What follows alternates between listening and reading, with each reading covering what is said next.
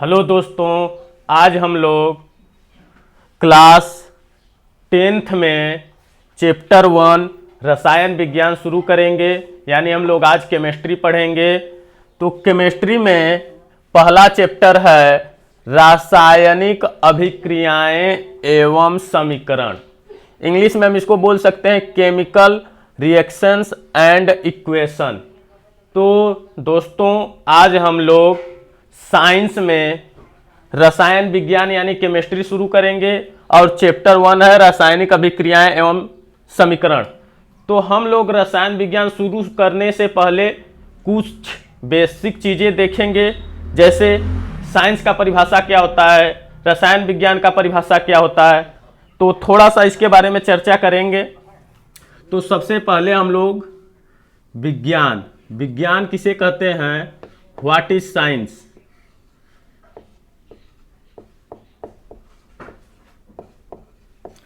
तो विज्ञान किसे कहते हैं, तो हम लोग बोल सकते हैं, परिभाषा इसका सुन लीजिए कि सिर्फ विज्ञान किसे कहते हैं। तो मानव द्वारा प्रकृति को समझने, फिर से सुन लीजिए, मानव द्वारा प्रकृति को समझने और उसका वर्णन करने के लिए ज्ञान को क्रमबद्ध करने की निरंतर चेष्टा ही विज्ञान कहलाता है। इसको मान लीजिए मैं लिख दे रहा हूं, मानव द्वारा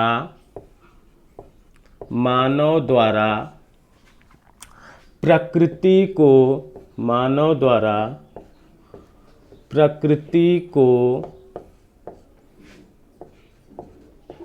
समझने, मानव द्वारा प्रकृति को समझने और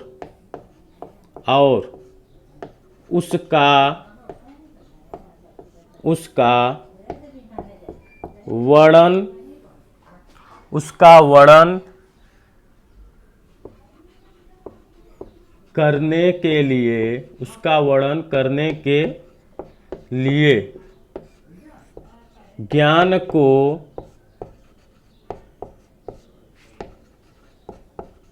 क्रमबद्ध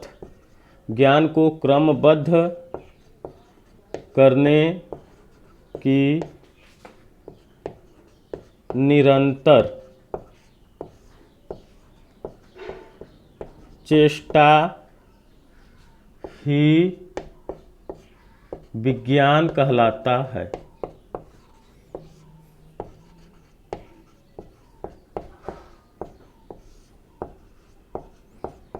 यह विज्ञान की परिभाषा बहुत ही बेहतरीन है।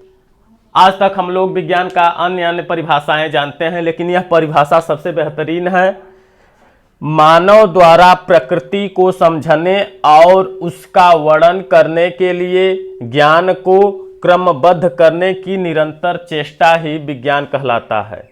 फिर इसके बाद विज्ञान, देखिए, प्रकृति को समझने की बात है तो प्रकृति में अनेक क्रियाएं होती हैं। कोई भौतिक क्रिया है, कोई रासायनिक क्रिया है। तो इस प्रकार से विज्ञान को कई भागों में बांट दिया गया, भौतिक विज्ञान, रासायनिक विज्ञान, फिर उसके बाद भूगर्भ विज्ञान, फिर उसके बाद जैसे हम ब्रह्मांड के बारे में अध्ययन करते हैं, कॉस्मोलॉजी हो जाता है। तो इसी प्रकार विज्ञान की कई शाखाएं हो गई। तो हमें विज्ञान की कई शाखाओं में कौन सी शाखा पढ़नी है, हमें केमिस्ट्री पढ़ना है, रसायन विज्ञान, इंग्लिश होता है इसकी केमिस्ट्री।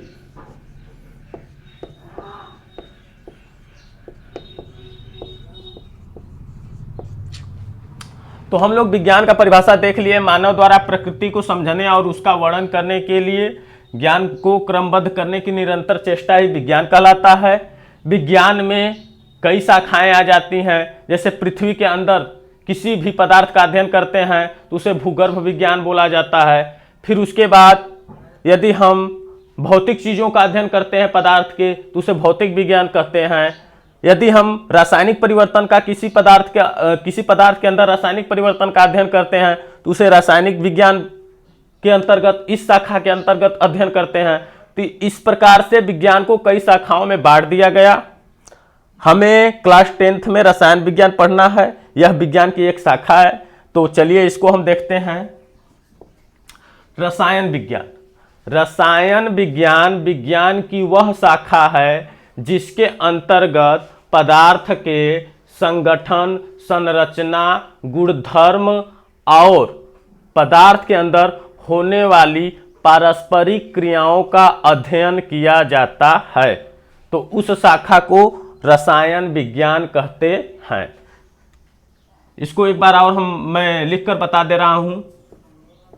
रसायन विज्ञान विज्ञान की वह शाखा है, विज्ञान की वह शाखा है जिसके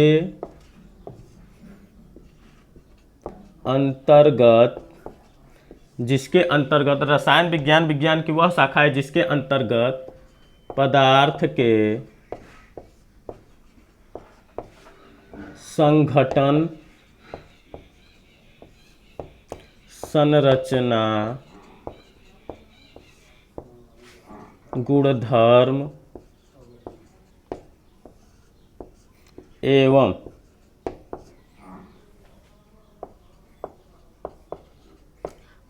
पदार्थ के अंदर होने वाली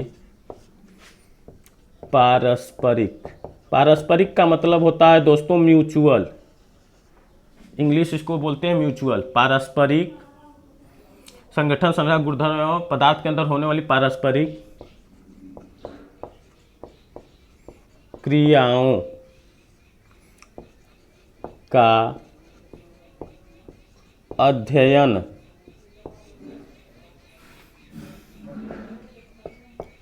किया जाता है।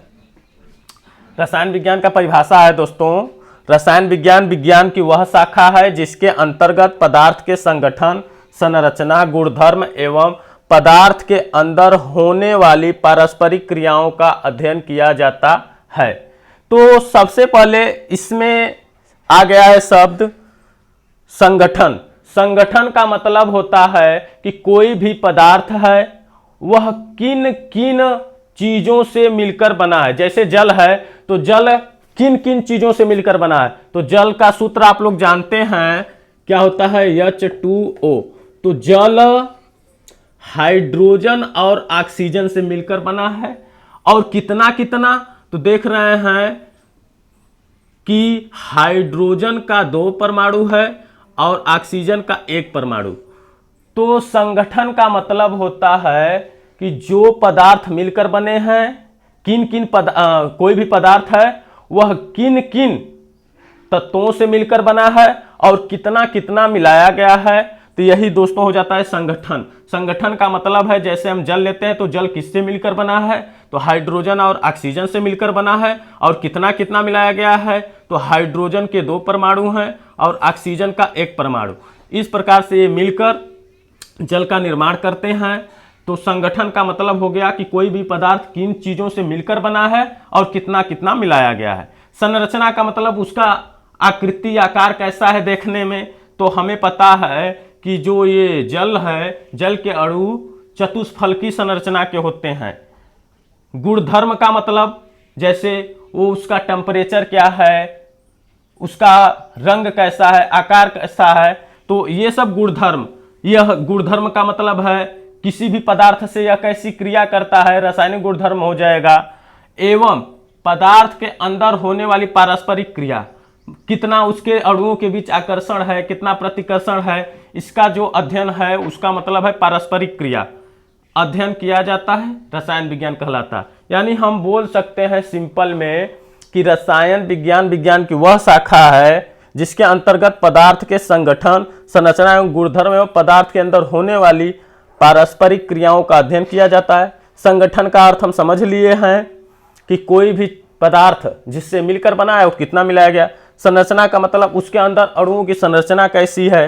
गुणधर्म का मतलब उसका टेम्परेचर कितना होता है, वह कितने टेम्परेचर पर, बॉइलिंग पॉइंट उसका कितना टेम्परेचर पर होता है, उसका फ्रीजिंग पॉइंट कितने टेम्परेचर पर होता है, ये सभी गुणधर्म के अंतर्गत आ जाएंगे। बॉइलिंग पॉइंट का मतलब होता है क्वथनांक और फ्रीजिंग पॉइंट का मतलब होता है गलनांक। पदार्थ के अंदर होने वाली पारस्परिक क्रिया, उसके बीच कितना आकर्षण है, कितना प्रतिकर्षण है पदार्थ के अंदर, तो उसे हम पारस्परिक क्रिया बोलते हैं। तो इस प्रकार से दोस्तों हम लोग विज्ञान और रसायन विज्ञान का परिभाषा सीख लिए हैं। अब इसके बाद दोस्तों हम लोग अब चैप्टर पर चलेंगे। तो इस परिभाषा में कहीं भी प्रॉब्लम है तो आप लोग पूछ सकते हैं कमेंट करके। अब हम लोग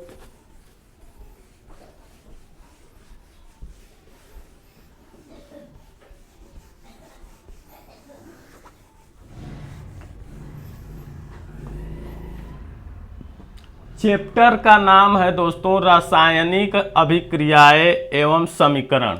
इंग्लिश में इसको बोल सकते हैं केमिकल रिएक्शंस एंड इक्वेशन। तो हमें रासायनिक अभिक्रिया एवं समीकरण इसको शुरू करने से पहले हम लोग दो चीजों को देखेंगे।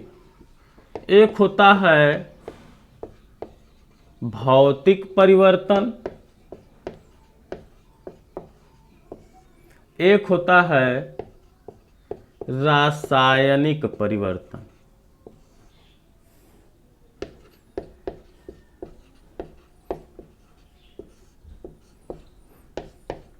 तो हमें इन दो चीजों को देखना है।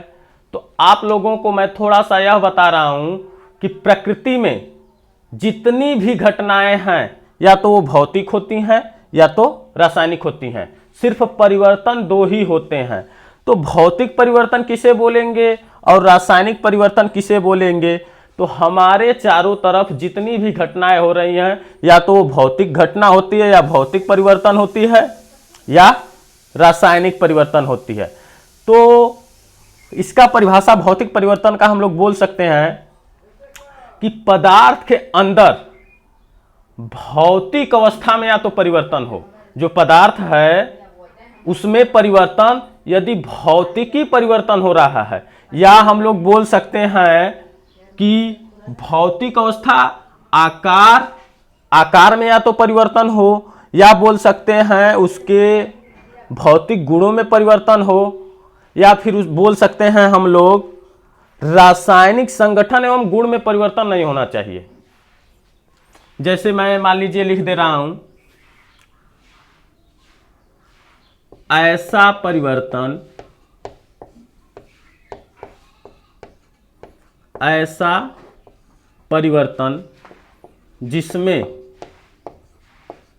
जिसमें पदार्थ के भौतिक गुणों में परिवर्तन हो, या आकार में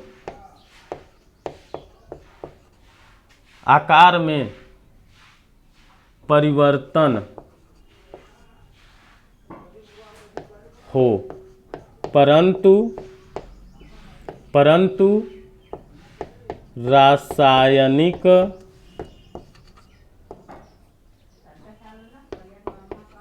गुण व संरचना में परिवर्तन न हो, तो उसे भौतिक परिवर्तन कहते हैं। तो हम लोग भौतिक परिवर्तन को आसान भाषा में सीखेंगे।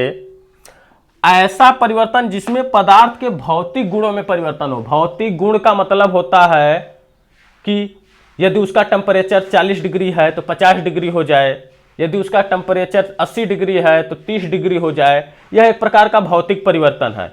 यानी भौतिक परिवर्तन का मतलब वह परिवर्तन जो हमें दिखाई दे, जिसे हम महसूस कर सकते हैं। जैसे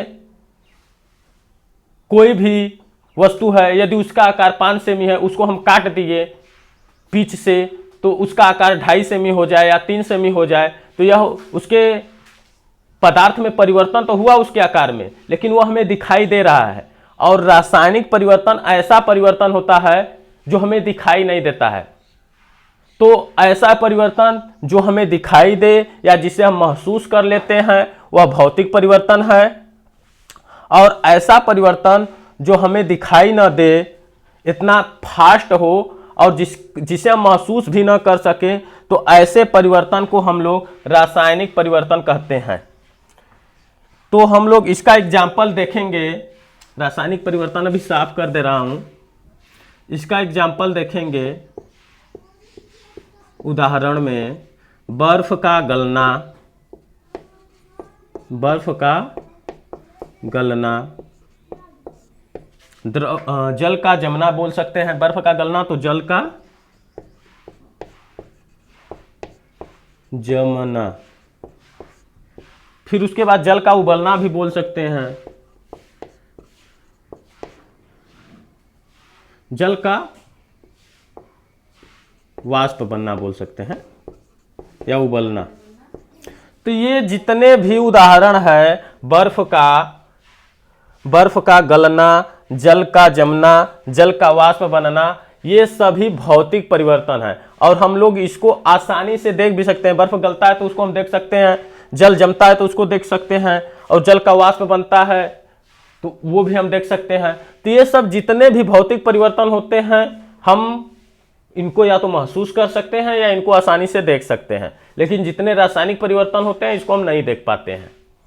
और एक तरीका और है कि भौतिक परिवर्तन है तो इसको मतलब बिगाड़ा बनाया जा सकता है। जैसे बोल सकते हैं भौतिक परिवर्तन कोई भी है, तो यदि कोई भी आप बुक बना रहे हैं या कुछ भी चीज बना रहे हैं, तो उसको जिस अवस्था से जैसे मान लीजिए, सबसे सिंपल समझा रहा हूं, भौतिक परिवर्तन जैसे बर्फ का गलना, तो बर्फ को हम लोग गलाकर जल बना सकते हैं और जल को जमाकर हम लोग बर्फ बना सकते हैं। तो भौतिक परिवर्तन वह परिवर्तन होता है कि जिस पदार्थ से एक अन्य पदार्थ को बनाते हैं, उस अन्य पदार्थ से हम फिर मूल पदार्थ को बना सकते हैं। यानी भौतिक परिवर्तन को आसानी से समझ सकते हैं। भौतिक परिवर्तन को आसानी से समझ सकते हैं कि कोई पदार्थ है मूल पदार्थ,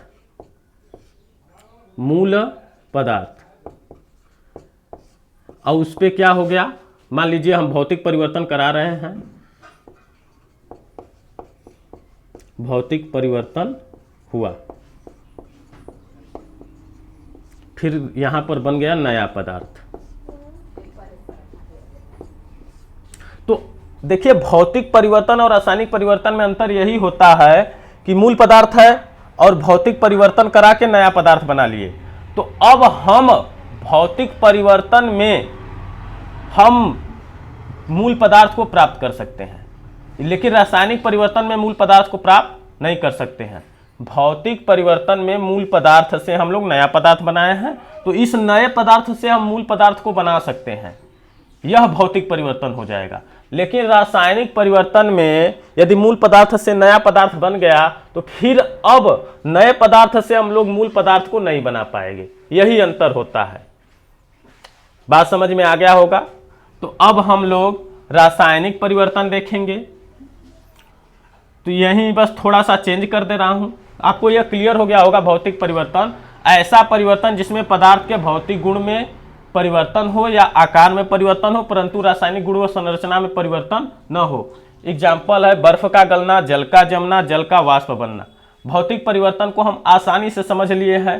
मूल पदार्थ है, भौतिक परिवर्तन हो रहा है, नया पदार्थ बन रहा है, तो हम भौतिक परिवर्तन में नए पदार्थ से मूल पदार्थ बना सकते हैं, लेकिन रासायनिक परिवर्तन में नए पदार्थ से मूल पदार्थ नहीं बना सकते हैं। तो अब हमारा हेडिंग अगला रहेगा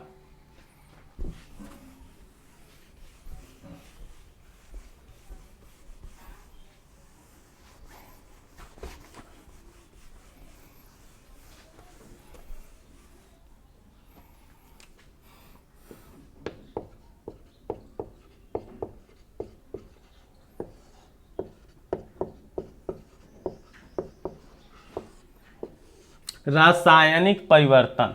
तो हम वो लोग बोल सकते हैं ऐसा परिवर्तन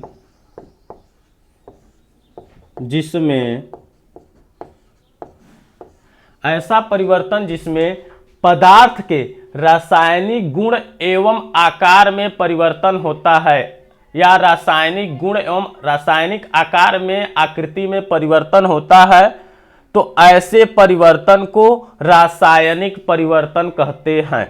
फिर से मैं बोल दे रहा हूं, ऐसा परिवर्तन जिसमें रासायनिक गुणधर्म में परिवर्तन हो, रासायनिक आकृति में परिवर्तन हो, रासायनिक संरचना में परिवर्तन हो, तो ऐसे परिवर्तन को हम लोग रासायनिक परिवर्तन कहते हैं। ऐसा परिवर्तन जिसमें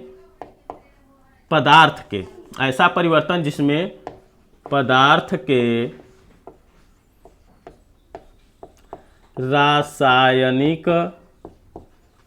रासायनिक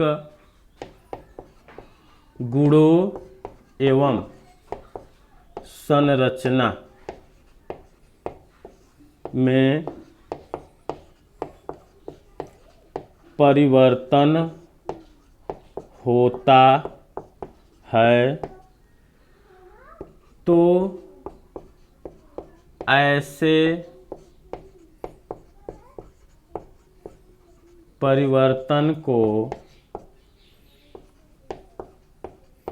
रासायनिक